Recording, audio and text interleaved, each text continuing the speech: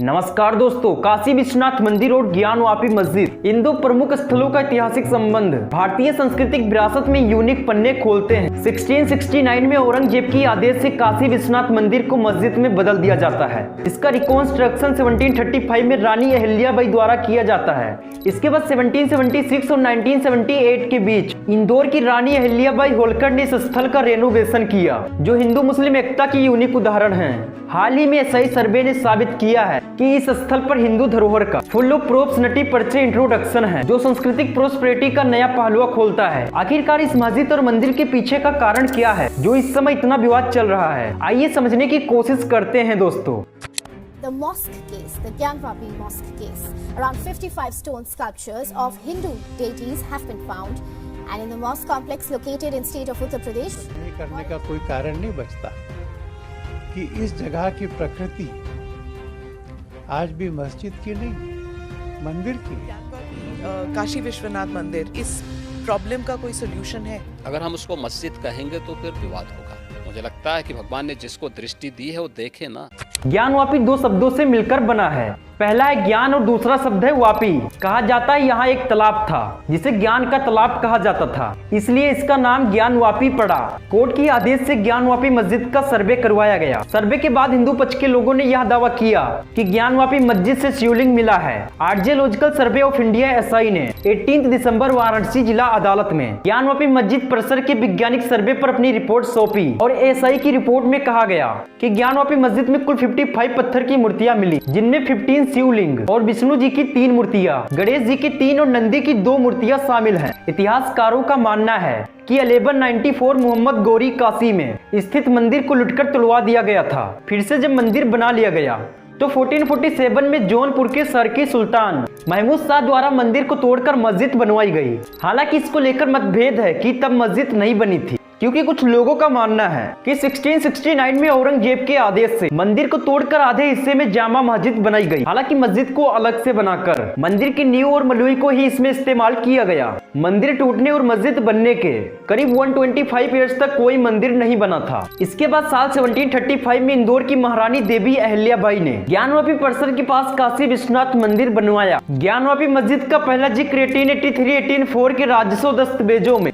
जामा मस्जिद ज्ञानवापी के तौर पर दर्ज किया गया था। 1809 में हिंदू समुदाय के लोगों द्वारा ज्ञानवापी मस्जिद को उन्हें सौंपने की मांग की गई।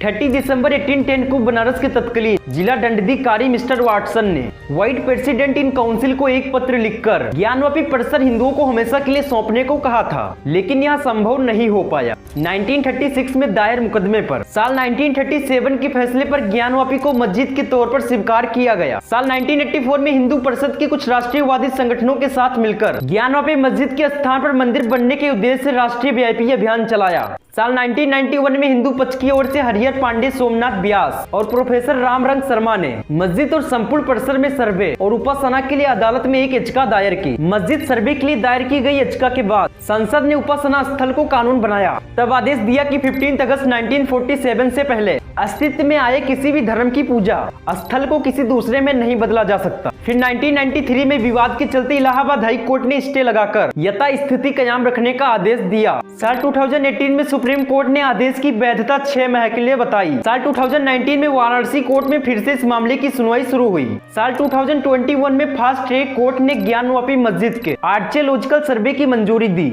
और 2022 में कोर्ट के आदेश के अनुसार ज्ञानवापी मस्जिद के सर्वे का काम पूरा हुआ। अब दोस्तों आइए जानते हैं कि शिव मंदिर होने के दावे पर क्या कहते हैं प्राचीन ग्रंथ। हिंदू पुराणों के अनुसार काशी विशालकाय मंदिर में आदिलिंग के रूप में अभिमुखेश्वर शिवलिंग स्थापित है। इसका उल्लेख महाभारत और उपनिषद में भी किया गया है। ईसा पूर्व 11वीं सदी में राजा हरिश्चंद्र ने जिस काशी विश्वनाथ मंदिर का रेनोवेशन करवाया था, उसका सम्राट विक्रमादित्य ने अपने कार्यकाल में एक बार फिर से रेनोवेशन करवाया था और लिंग पुराण में 12 ज्योतिषलिंगों के बारे में उल्लेख मिलता है, जिसमें काशी का ज्योतिषलिंग प्रमुख माना गया है। भगवान शंकर की यहाँ गद्दी अत्यंत प्रिय है और इसलिए उन्होंने इसे अपनी राजधानी और अपना नाम काशीनाथ रखा। विष्णु जी ने अपने चिंतन से यहाँ एक पुष्करणी का निर्माण किया और लगभग 50,000 वर्षों तक घोर तपस्या करते रहे। पतित पावनी भगीरथ गंगा के तट पर धनुष्कारी बसी हुई है। जो पाप नसीनी है। कथित मस्जिद और नए विश्वनाथ मंदिर के बीच 10 फीट गहरा कुआं है जिसे ज्ञानवापी कहा जाता है। इसी कुएं के नाम पर मस्जिद का नाम पड़ा। स्कंद पुराण में कहा गया है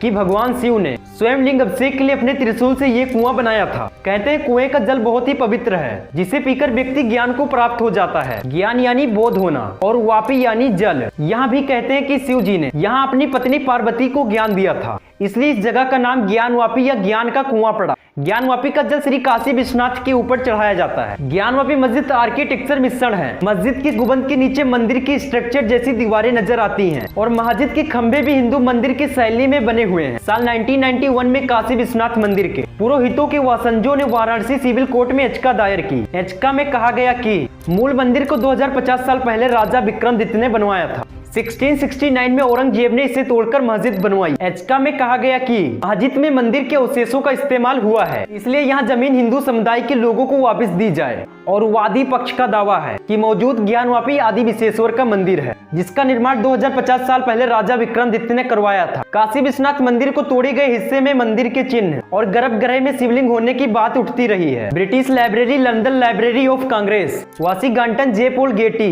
म्यूजियम कैलिफोर्निया, सैमुअल बोन के द्वारा फोटो 1863 और 1870 के बीच लिया गया था। इसके कैप्शन में लिखा था ज्ञानवापी या ज्ञान का कुआं बनारस। तस्वीर में हनुमान जी की घंटी मूर्ति एवं खंभों की नक्काशी दिखाई दे रही है। ज्ञानवापी को लेकर हिंदू पक्ष का दावा है कि ज्ञानवापी विवादित ढांचे के जमीन के नीचे 100 फीट ऊंचा आदि विश्वेश्वर का स्वयं ज्योतिषलिंग है। विवादित ढांचे की दीवारों पर देवी देवताओं के चित्र हैं। हाल ही में मस्जिद के सर्वे में यह खुलासा हुआ कि तहखानों में एक शिवलिंग है और तहखानों में स्तंभ मूर्तियां अंकित हैं और वहाँ कई मूर्तियां और होने की बात कही जा रही है। और ज्ञानवापी मस्जिद की दीवारों पर त्रिशूल के निशान हैं और ओम के निशान भी पाए गए हैं और मगरमच्छ का शिल्प है जहाँ नमाज पढ़ी जाती है। वहाँ दीवारों में जगह जगह श्री ओम आदि लिखे हुए हैं और स्तंभ अष्टकोण में बने हुए हैं जो कि हिंदू मंदिरों में पाए जाते हैं। और दोस्तों धन्यवाद वीडियो देखने के लिए। मिलते हैं अगली वीडियो में, जब तक के लिए जय हिंद, वंदे मातरम।